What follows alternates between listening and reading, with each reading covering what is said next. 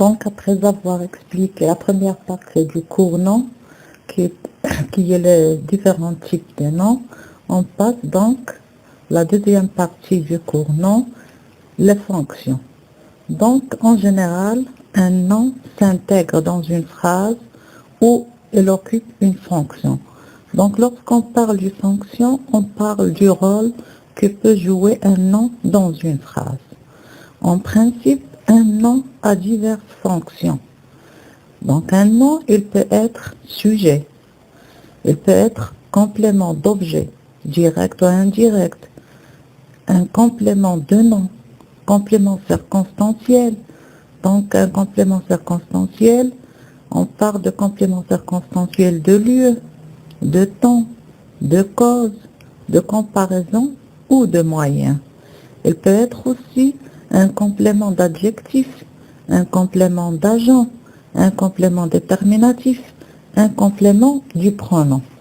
Mais, vu le niveau de certains étudiants de l'enseignement Atiq et Asel, on va donc se contenter d'étudier que les fonctions suivantes. Sujet, complément d'objet, complément de nom, complément circonstanciel et complément d'adjectif. Donc, un nom peut avoir la fonction sujet. Premièrement, donc, on va parler de la fonction sujet. Donc, un nom peut avoir la fonction sujet dans une phrase. Si on prend les exemples suivants, Imen fait ses devoirs. Les oiseaux chantent. Là donc, dans le premier exemple, Imen fait ses devoirs. Imen donc, c'est un nom propre qui a une fonction dans cette phrase. Donc, la fonction de nom Imen, c'est sujet. Donc, Imen est sujet du verbe faire. La même chose donc pour les oiseaux chantent. Les oiseaux, donc, c'est un nom commun qui a bien sûr une fonction dans cette phrase. Donc, les oiseaux est aussi sujet du verbe chanter. Là, donc, Imen et les oiseaux ont la fonction sujet dans les deux phrases. Qu'est-ce qu'on remarque là donc pour Imen et pour les oiseaux? Il se place où? On a dit que c'est un sujet. Il se place où? Il se trouve où dans la phrase? Donc, Imen et les oiseaux sont des noms qui sont placés avant le verbe. Là donc, le sujet en principe est souvent placé avant le verbe. La même chose pour les exemples. Mon cousin a eu une bonne note. Mon cousin donc, c'est un nom qui a pour fonction, pour rôle, donc, sujet du verbe avoir. L'or est un métal. L'or donc, c'est un nom qui a pour fonction sujet. C'est un sujet du verbe être. Donc, les noms Imen, les oiseaux, mon cousin, l'or, ce sont des noms qui ont pour fonction sujet. Ils se placent souvent donc avant le verbe. Donc, généralement, le nom sujet est placé toujours avant les verbes. Sauf dans quelques cas, sauf dans la phrase interrogative. Par exemple, l'exemple « Que veut cette femme ?» ou « cette dame ?» Que veut donc cette dame? Cette dame donc, c'est un nom. C'est un nom commun. Mais elle a quelle fonction? Elle a une fonction sujet. Donc, c'est un nom qui a pour fonction sujet, mais elle est placée après le verbe parce qu'il s'agit d'une phrase interrogative. Donc, on peut dire que généralement, le nom sujet est placé souvent avant le verbe, sauf dans la phrase interrogative, le sujet se place après le verbe. Cette dame, donc, est le sujet du verbe vouloir. Elle se place après le verbe vouloir parce qu'il s'agit d'une phrase interrogative. Là, donc, c'est pour la fonction sujet. Le nom aussi peut avoir la fonction d'objet direct. Là, donc, un complément d'objet direct, c'est comme dans l'exemple, l'enfant mange une pomme. Vous remarquez que dans cette phrase, on a combien de noms? On a deux noms. On a l'enfant, on a une pomme. L'enfant, donc, c'est un nom qui a pour fonction sujet. Elle se place avant le verbe manger. Et on a une pomme, c'est un nom aussi. Mais il a quelle fonction? L'enfant mange quoi? L'enfant mange une pomme. Une pomme, donc, c'est un nom qui a pour fonction le complément d'objet direct. C'est un complément, on remarque que c'est un complément qui est essentiel, qu'on ne peut pas supprimer car la phrase n'aurait plus de sens. On dit l'enfant mange quoi? L'enfant mange une pomme. Donc, le complément d'objet direct est un complément essentiel pour que la phrase puisse avoir un sens. Donc, on ne peut pas le supprimer. La phrase, donc, a toujours, il y a des verbes là qui ont toujours besoin d'un complément d'objet, soit direct, soit indirect. Là, donc, une pomme, c'est un complément d'objet direct qui est essentiel pour, donc, cette phrase. On l'appelle complément d'objet direct parce qu'il est lié directement au verbe manger. L'enfant mange une pomme. Donc, on trouve que le nom pomme, une pomme, il est lié directement au verbe manger. Donc, c'est un complément d'objet direct. Donc, il est lié directement au verbe. Le complément d'objet direct se place régulièrement après le verbe. Maman préfère la peinture moderne. Maman préfère quoi? Maman préfère la peinture moderne. Donc la peinture moderne est un complément d'objet direct. Donc on dit que le complément d'objet direct se place régulièrement après le verbe. Sauf bien sûr, il y a toujours des exceptions, comme le cas de sujet. Il y a toujours des exceptions. Donc le complément d'objet direct peut se placer avant le verbe, comme dans la phrase toujours interrogative. On dit maman préfère la peinture moderne. Donc la peinture moderne, on a dit que c'est un complément d'objet direct qui se place après le verbe. Mais si on prend la phrase interrogative suivante, quelle peinture préfère maman? Là donc, quelle peinture? C'est un complément d'objet direct qui se place avant le verbe. Donc le complément d'objet direct se place régulièrement après le verbe, sauf dans la phrase interrogative, il se place avant le verbe. Le nom peut aussi être un complément d'objet indirect. On dit j'ai acheté un cadeau à ma fille. On a j'ai acheté un cadeau. On a donc deux noms dans cette phrase. On a un cadeau, on a ma fille. Donc j'ai acheté quoi? J'ai acheté un cadeau. À qui? À ma fille. Donc un cadeau, c'est un complément d'objet direct. Il est lié directement au verbe acheter. À qui?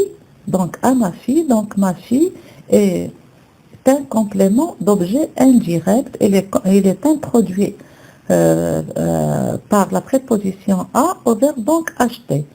Elle parle souvent de ses amis. On a donc ses amis, c'est le nom de cette phrase. Donc, elle parle souvent de qui? Elle parle souvent de ses amis. Donc, ses amis est un nom qui a pour fonction complément d'objet indirect. Elle est liée par la préposition de au verbe donc parler. On a donc le complément d'objet indirect lié souvent au verbe. Ce sont des noms qui sont donc liés souvent au verbe par des propositions à ou de. Là donc c'est le cas de complément d'objet indirect. Donc le complément d'objet indirect, on dit que c'est indirect parce qu'il n'est pas lié directement au verbe, mais il est lié par des prépositions. Le nom peut avoir aussi la fonction de complément de nom.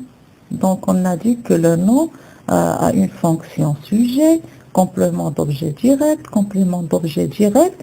Il peut être aussi complément de nom. Donc c'est quoi donc un complément de nom? On prend donc les phrases suivantes. On a les rois des animaux, la lutte pour la vie, l'obéissance aux parents, le bracelet en or, un régime sans sel, etc. Donc un complément de nom est un groupe nominal qui précise le nom. On a donc le nom et on a un groupe nominal qui le précise. Il est introduit toujours par une préposition par, pour, sans, dans, en, à, de, vers, avec. On a par exemple le roi des animaux. On a donc le roi qui est le nom et on a des animaux qui est un groupe nominal.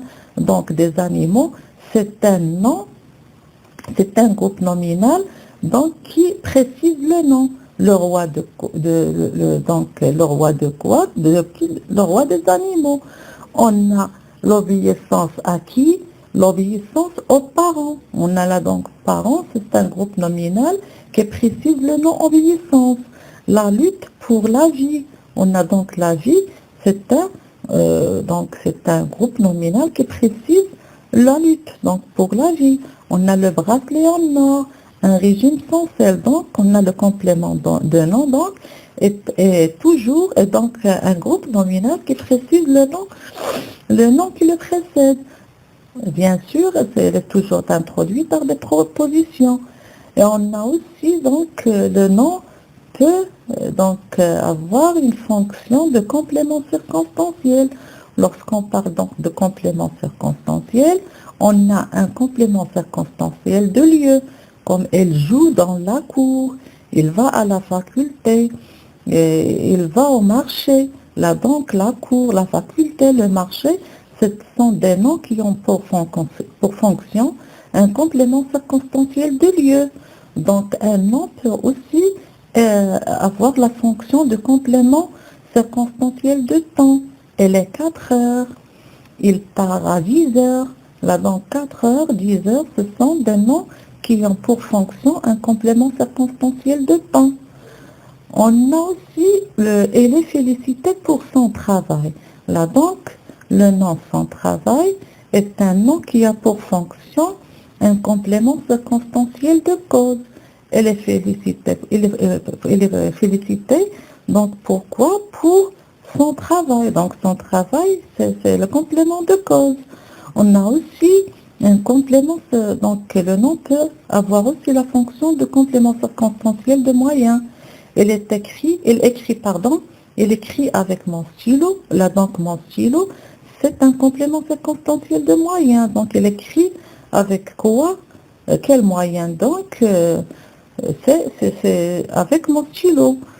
On a le nom aussi pour avoir la fonction de complément circonstanciel de comparaison. Elle court comme un lièvre, là donc, ou l'enfant court comme un lièvre, là donc, un lièvre, pardon, c'est un complément circonstanciel de comparaison. Donc, on compare l'enfant à un lièvre. Là donc, c'est une comparaison. Le nom, donc, un lièvre est un nom qui a pour fonction un complément circonstanciel de comparaison. On compare donc l'enfant à lièvre. Le complément, donc le nom peut aussi avoir un complément de l'adjectif. Un complément de l'adjectif, donc, c'est un nom qui apporte une information supplémentaire à un adjectif auquel est lié par une préposition. Par exemple, là, si on prend la phrase suivante. Cette femme est veuve d'un gendarme. On a là donc, on remarque que la deuxième phrase nous présente une précision, une information supplémentaire. Cette femme est veuve. Donc, veuve, c'est un adjectif. Là, donc, c'est une phrase d'après laquelle on sait que cette femme est veuve. Mais dans la deuxième phrase, cette femme est veuve d'un gendarme. Là, donc, d'un gendarme. Donc, ce nom-là nous apporte une information supplémentaire à l'adjectif veuve. Donc, elle est liée donc par une préposition de. Là, donc, un gendarme ou d'un gendarme, c'est un nom qui a pour fonction complément de l'adjectif. Donc, un gendarme est complément de l'adjectif de veuve. La même chose donc pour la phrase la mariée semblait heureuse et la mariée semblait heureuse du voyage. Là donc, du voyage, donc voyage est un nom qui a pour fonction complément de l'adjectif heureuse. Là donc, le nom voyage nous présente ou nous apporte une information supplémentaire à l'adjectif heureuse. Donc on dit que le complément de l'adjectif, c'est un nom qui apporte une information supplémentaire à un adjectif auquel il est lié par une préposition. Là donc, je vous ai présenté là donc ces fonctions. Là donc, il peut avoir un nom. Bien sûr, il y a d'autres fonctions. Tout simplement, donc j'ai parlé de ces fonctions-là: sujet, complément circonstanciel, complément d'objet, complément de nom et complément de l'adjectif. Ce sont de fonctions-là donc qui sont simples, que vous pouvez donc assimiler vu donc les conditions, vu le niveau, comme j'ai déjà dit, le niveau des étudiants ou de l'enseignement à tel et à titre. Donc j'ai contenté de présenter ou de parler de ces 6 fonctions tout simplement. Voilà, donc je vous souhaite une bonne chance.